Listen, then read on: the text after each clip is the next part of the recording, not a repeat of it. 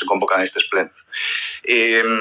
A pregunta é, os señores concelleiros do Partido Popular, 30 de decembro, estades orgullosos deste reglamento que traedes hoxe aquí, desta maneira, sin facer xuntas de portavoces previas para escoitar aos outros partidos políticos? Estades de brazo orgullosos do que traedes hoxe aquí? Parece vos democrático a modificación de certos artigos que se trae hoxe aquí? A nós non nos parece. Nos parece que ataca o traballo da oposición e tamén a calidade democrática do pleno. A proposta de eliminar, por exemplo, rogos e preguntas a 5 nos parece unha maniobra para silenciar os grupos políticos da oposición e tamén ataca a transparencia. Un ataque a transparencia que ven do Partido Popular precisamente, que cando estaba na oposición falaba de, poñía por diante, por bandeira, todos estes principios, non? Non é a primeira vez que o PP intenta invisibilizar o Partido Socialista.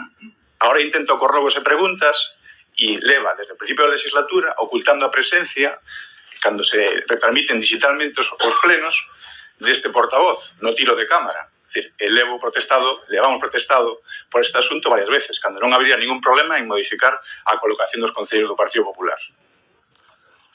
Non se trata de cortar a cabeza, pero perfectamente podría arreglarlo. Usted o sabe. O que pasa é que non hai voluntad.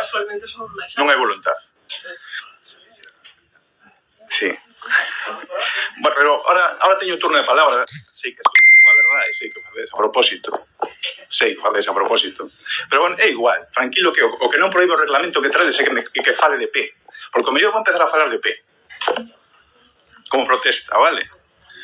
Sí. Sí, pues tranquilamente o fago, Vale. O artigo 23 da Constitución Española precisamente contradí este límite aos rogos e preguntas que vostedes plantean. E así hai xa admitidas varias querellas, por exemplo, no Tribunal Superior de Justicia de Madrid, en concreto interpostas polo Partido Socialista contra o Partido Popular, por limitar tanto as mocións como rogos e preguntas. Entonces, o PSOE vai facer é o mismo que o BNG en este caso, que é alegar este acordo plenario consideramos que é inconstitucional e tamén consideramos que ataca os principios de transparencia e, sobre todo, de información pública que ten dereito calquer concelleiro cando falla unha pregunta. Iso que consideramos. Vostedes queren limitar as preguntas, por qué? Porque non queren dar contestación sobre os gastos das festas, por exemplo. Non queren dar contestación sobre o soterramento do pasanivel, por exemplo. Non queren dar información sobre a pérdida de subvencións como a casa de acollida para vítimas de violencia de xénero. Non queren dar explicacións. Non queren dar explicacións sobre a deuda de agua de Vigo e como vai o procedemento, porque todos os porriñes temos dereito a saber como van eses procedementos. Vostedes queren ocultar toda esta información. É unha estrategia antidemocrática.